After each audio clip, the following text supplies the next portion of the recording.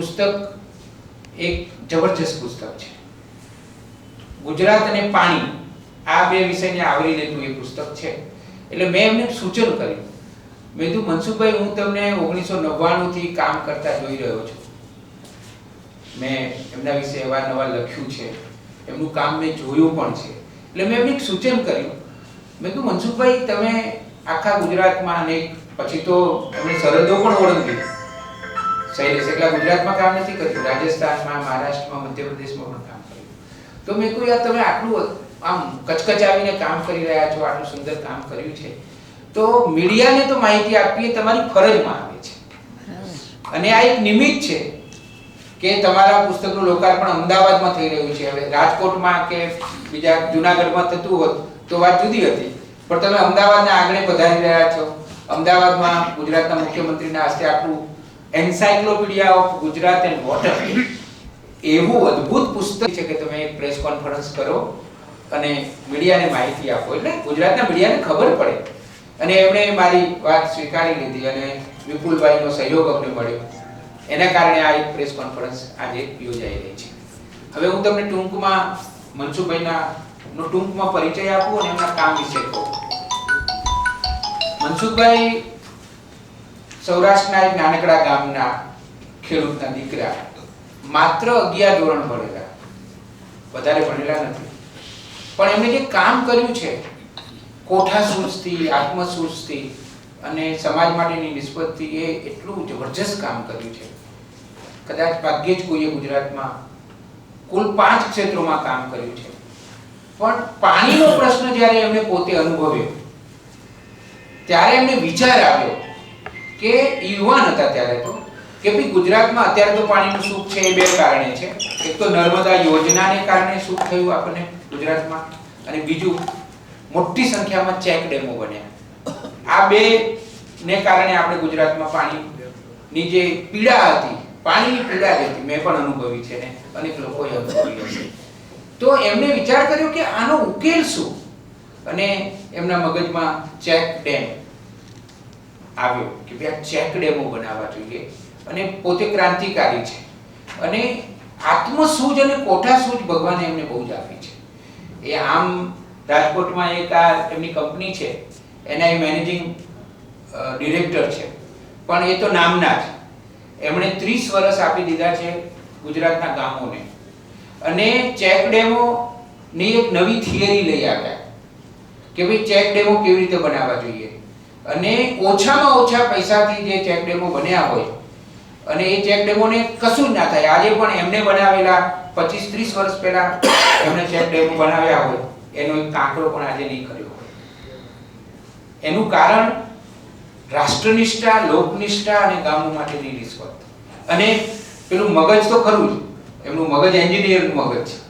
તો મનસુખભાઈએ ગામડા આબાદ થશે, ખેતી આબાદ થશે, ખેડૂત આબાદ, એના માટે ગામડા ભાંગી ગયા, કોઈ રહેવા તૈયાર નહીં. પણ એ મારી જાતિ જિંદગી મને એક માણસ મળ્યો કે આ ચેક ડેમ તળાવ, પછી આ ગાય અને ગાય આધારિત ખેતીથી ગામડું બેઠું કરશે. એટલે જ્યારે બોલાવી ત્યારે હું સનત મહેતા 10 વખત ગામડામાં આવેલો, અને એ રાજકારણ નિવૃત્ત થઈ ગયા પછી એને આ બહુ ગમ્યું મને કે મનસુખભાઈ તું અહીંયા કરસ તો સારી વાત છે, પણ તું બહાર નીકળ, તારી આખા દેશને જરૂર છે, પણ આદિવાસીને ખાવાનું અનાજ નથી પાકતું, અહીંયા થાય. પછી હું ત્યાં ગયો અને એક જ ગામ એણે સૂચન કર્યું, ભેખડિયા, છોટાઉદેપુર. અને પછી મેં ડાંગથી આબુ સુધીનો પ્રવાસ કરીને આખી સંસ્કૃતિનો અભ્યાસ કર્યો, એની ખેતીનો, એની ગરીબીનો, એના પ્રશ્નોનો. અને થેલો લઈને ફેક્ટરીની ઘર છોડીને સીધો 3 વર્ષ અહીંયા રોકાયો અને લૂંટારાનું ગામ લીધું, જામલી, મધ્યપ્રદેશનું. અમે અહીંયા 100 ચેક ડેમ તળાવ કર્યા. જેને ખાવાનું નહોતું, મજૂરી નહોતી, બધા તાળા મારી સૌરાષ્ટ્રમાં આવતા રહેતા હતા. એની આવક તો 10 ગણી થઈ, પણ મારા રહેવાથી ત્યાં 2 ગામ સંપૂર્ણ દારૂ, તમાકુ, માંસાહાર મુક્ત શાકાહારી ગામ આદિવાસીના બન્યા. બરોબર.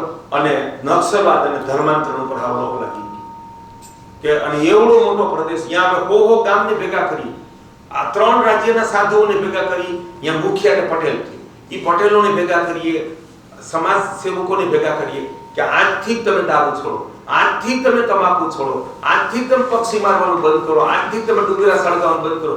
ડુંગરા સળગાવી દી માનતામાં, ભૂવોમાં એને માનતા ડુંગરા સળગાવવાની જ આપે, અને બલિ પ્રથાની આપે. એ બધું બંધ કરેલું અને તમે રાષ્ટ્ર સાથે તમે સંસ્કૃતિ. મનસુખભાઈ ને છેલ્લા 20 વર્ષથી હું ઓળખું છું. 14 વર્ષ પહેલા મારી બાજુનું ગામ લુણીધારમાં એને ચેક ડેમ અને તળાવો બનાવ્યા. એ પણ મારા સસરાનું ગામ છે અને ખરેખર એ ચેક ડેમો અને તળાવોનું કામ જે અદ્ભુત કર્યું છે એ અત્યારે 10 ગણું ઉત્પાદન આપે છે. એવા મનસુખભાઈ ખડપીપળી ગામના અને જિલ્લો જુનાગઢના કિસાન પુત્ર છે. આજથી 28 વર્ષ પહેલા જ્યારે જળ સંકટ એક રાષ્ટ્ર માટે સમસ્યા બની ત્યારે એમણે જામકામાં 51 ચેક ડેમ અને તળાવો બનાવ્યા.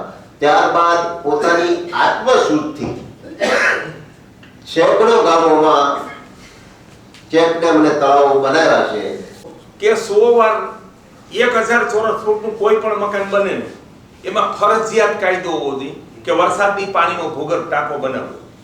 પછી પેલા 2 વરસાદનું પાણી ઝીલવાનું નહીં, કારણ કે આકાશમાં પ્રદૂષણ બહુ હોય. અને ઋષિઓ શોધતા ગયા છે મીઠા નક્ષત્રનું પાણી જો ભરીએ એમાં પુષ્ય, પેલા આદ્રા, પછી પુષ્ય, પછી મઘા, પછી ઉત્તરા ફાલ્ગુની, સ્વાતિ, હસ્ત નક્ષત્ર અને સ્વાતિ, તો એ અમૃત સમાન પાણી છે. અમૃત સમાન. જો ચરક સંહિતામાં લખ્યું છે કે સર્વોપરી પીવા માટે પાણી વરસાદનું છે. તમે રાંધવામાં બેનું અખતરો કરો કે તમે ભૂતળના પાણીમાં તુવેરની દાળ ચડવા મૂકો ચણા અને વરસાદના પાણી મૂકો તો 60% સમયમાં પાકી જશે. તો એવું જ પાચનમાં થાય, બરોબર. પણ મીઠા નક્ષત્રનું પ્રકરણ એમાં લખેલું છે, એ તમને અંગત બહુ કામ આવશે.